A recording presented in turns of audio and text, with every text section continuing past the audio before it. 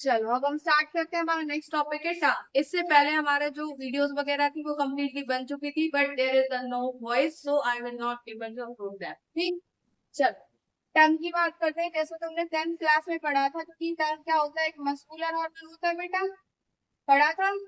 ठीक है, जो कि हमारी फूड की मूवमेंट में हेल्प करता है। इसके साथ साथ उसके ऊपर क्या प्रेजेंट होते हैं, कुछ स्मॉल स्ट्रक्चर्स प्रेजेंट होते हैं जिन्हें आप क्या बोलते हैं, पैपिले।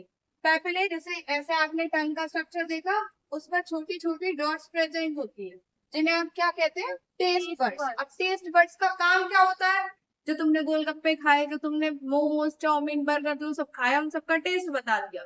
ठीक है, तभी तुम दूसरी बार कहाँ गए, मोमोज खाने चले गए, देखो उसमें मुंह में पानी भी आ गया।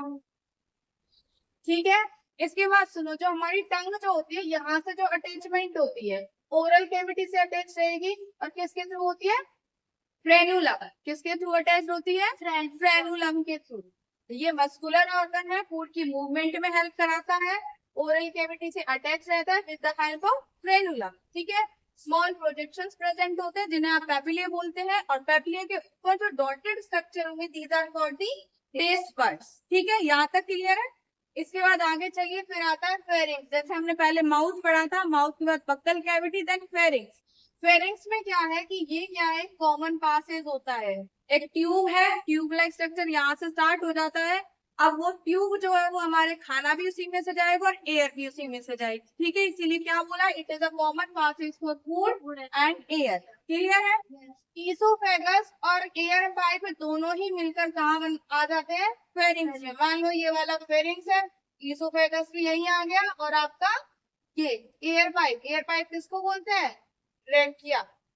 ठीक है, ट्रेकिया भी कहाँ आकर आता है, एक कॉमन पासेज में आ जाते हैं, जिसे आप क्या बोलते हैं, फेरिंग्स। अच्छा, जैसे कभी कभी हम लेट के या खाना खाते हैं, या हम खाते टाइम बोलते हैं, तो उस टाइम क्या होता है कि हमारी खांसी आ जाती है।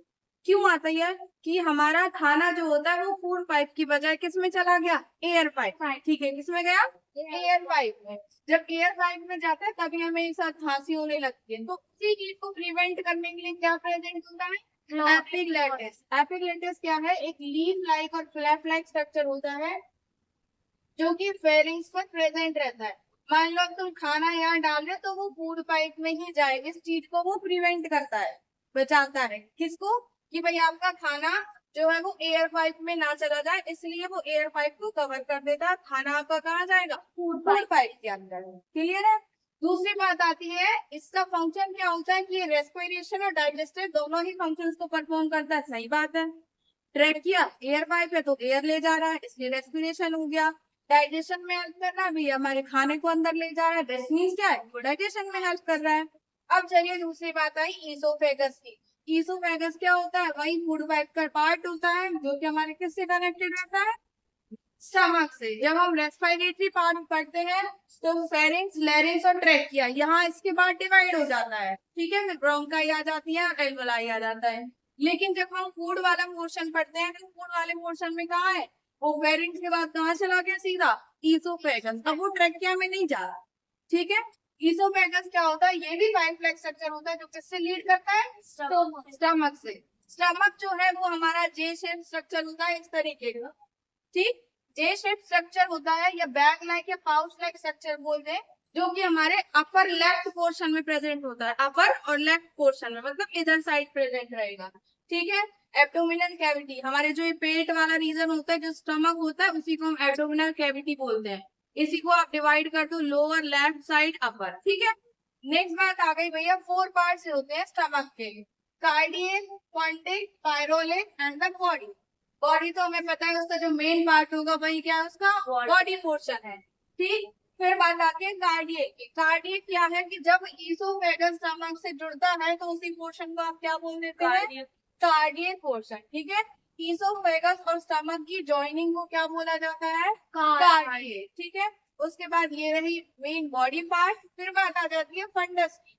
ठीक है, फंडिक जो होता है वो आपके अनडाइजेस्टेड फूड को स्टोर कर लेता है। मतलब ये वाला रीजन जो है फंडस, इसका काम क्या होता है कि ये कैसे फूड को स्टोर करके रखता है, अनडाइजेस्टेड। जो खाना आपका डाइजेस्ट ना हुआ हो उसको ये यहाँ पर इस फंडिक रीजन में स्टोर कर लेता है। क्लियर है। नेक्स्ट बात आई भैया, जो आपका ये पायरोलिक, 10th क्लास में सीधा सीधा पढ़ा होगा तुमने, पढ़ा था। दो मसल्स पढ़ी होंगी, एक एनाल स्फिंक्टर पढ़ी होगी और एक पायरोडिक स्फिंक्टर पढ़ी होगी, दो ही पढ़ी, ठीक है। एक यहाँ तीसरी और आ गई, ठीक। अब देखो यहाँ जो ये मैंने लिखा है ये होता है पायरोलिक रीजन, ठीक है। अब पायरोलिक रीजन है, इसके बाद हमारी क्या स्टार्ट हो जाती है ऐसे करके, स्मॉल इंटेस्टाइन। क्या स्टार्ट होती है, स्मॉल इंटेस्टाइन, ठीक है। इस स्मॉल इंटेस्टाइन का जो पार्ट इस स्टमक से ज्वाइन अप रहता है वो किसके थ्रू रहता है, पायरोलिक स्फिंक्टर मसल। कौन सी मसल, पायरोलिक स्फिंक्टर मसल, ठीक है। इसके बाद आता है हमारा ड्यूटोरम जो कि हमारे स्मॉल इंटेस्टाइन का पार्ट है। अब देखो यहाँ जो एक कार्डियक रीजन है ना, वहां पर भी एक मसल प्रेजेंट होगी। जैसे आपने हार्ट में पढ़ा वॉल्व, वॉल्व क्या कर रहे थे, वो प्रिवेंट करते हैं कि आपका जो ब्लड है वो पीछे की तरफ दोबारा से ना जाए, इसी तरीके से करा था।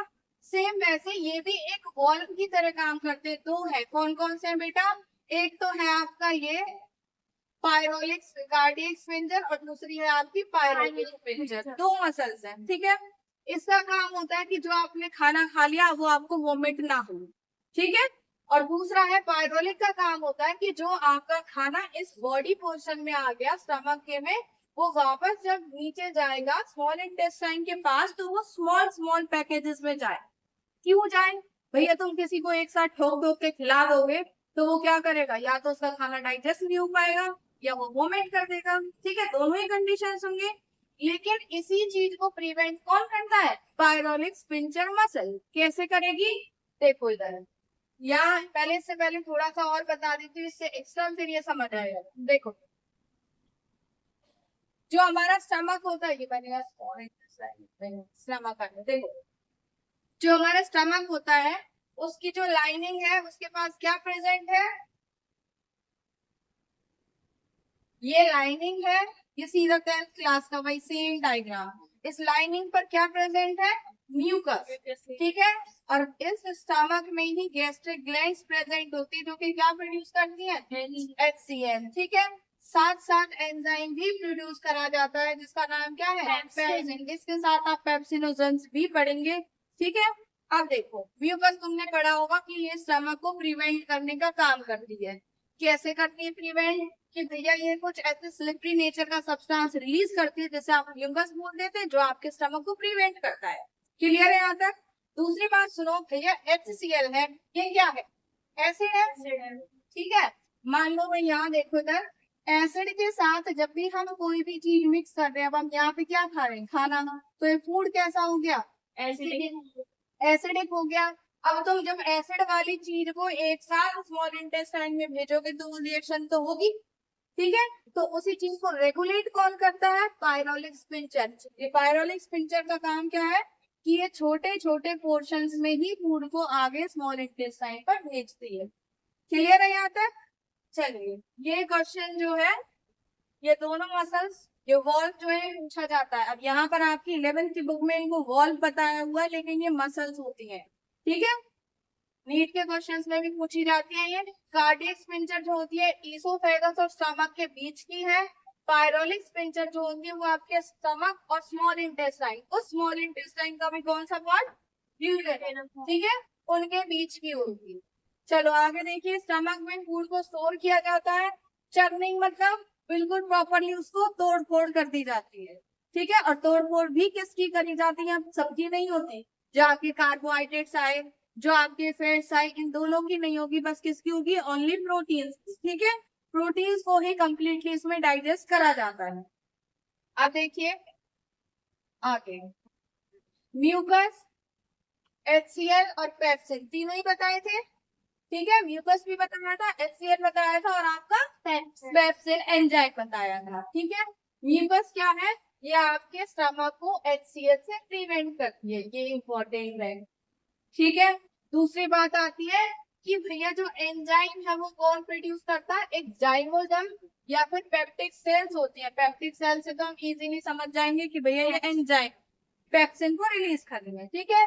तो जाइमोजम और पेप्टिक सेल्स या फिर हम उनको बोलते हैं चीफ सेल्स, ठीक है। इन तीनों में से कोई भी एक नाम लिखा हो तो दैट मींस क्या क्या कर रही है, एंजाइम का प्रोडक्शन करा रही है। किसका करा रही है, एंजाइम्स का, ठीक है। एंजाइम कौन कौन से?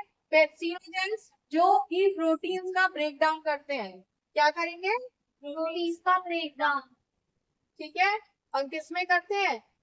कंप्लीटली नहीं करते, सिर्फ स्मॉलर पार्टिकल्स में तोड़ते हैं, जिसे आप क्या बोलते हैं? पेप्टोन्स।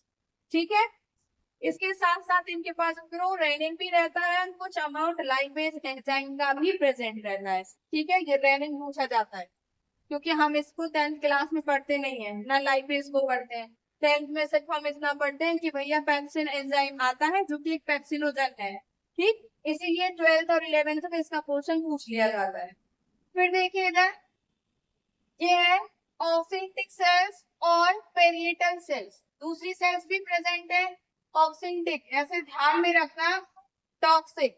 ठीक है, ऑक्सी टॉक्सिक मतलब क्या है कि वो ऐसा टॉक्सिक क्या है हमारे लिए? एसिडिक। लेकिन हमारे लिए ये बिल्कुल टॉक्सिक नहीं है। क्यों नहीं है? क्योंकि HCl जो होता है एक तो हमारे एंजाइम को एक्टिवेट करता है। कौन सा एंजाइम? यही पेप्सिन एंजाइम को एक्टिवेट करता है कि भैया आ गया है खाना, उसको अब तुम तोड़ मरोगे, है ना।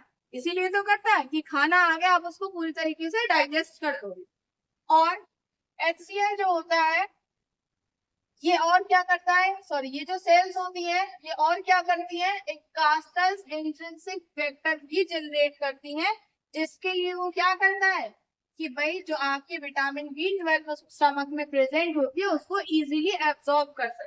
ठीक है, इजीली आप एब्जॉर्ब कर सके। मान लो आपने दही खाई है, ठीक है, 12th में तुमने पढ़ा कि आपने दही खाई और उस दही में जब लैक्टोबैसिलस अच्छी तरीके से ग्रो हो जाता है तो उस दही की न्यूट्रिशनल वैल्यू को बढ़ा देता है। कैसे बढ़ाता है? इस विटामिन B12 को जनरेट करके। तो इसी को आप कैसे एब्जॉर्ब कर पाएंगे?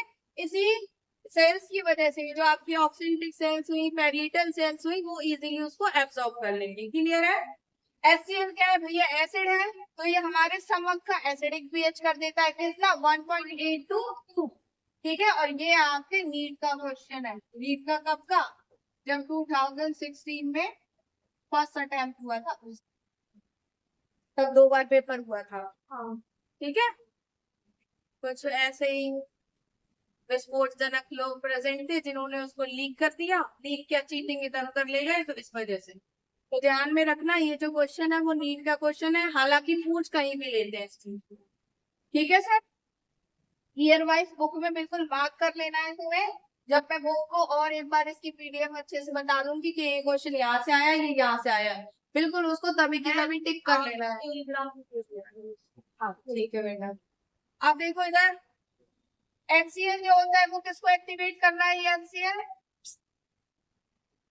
HCl किसको एक्टिवेट कर रहा है बेटा? इस पेप्सिन को। किस लिए? कि भैया खाना आ गया, आप उसको डाइजेस्ट कर दो, क्लियरली डाइजेस्ट कर दो। लेकिन वो डाइजेशन कैसे होता है?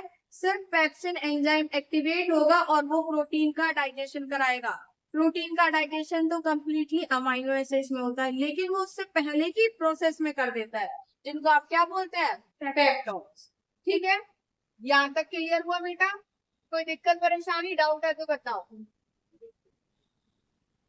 आज की वीडियो में इतना ही। Thank you so much.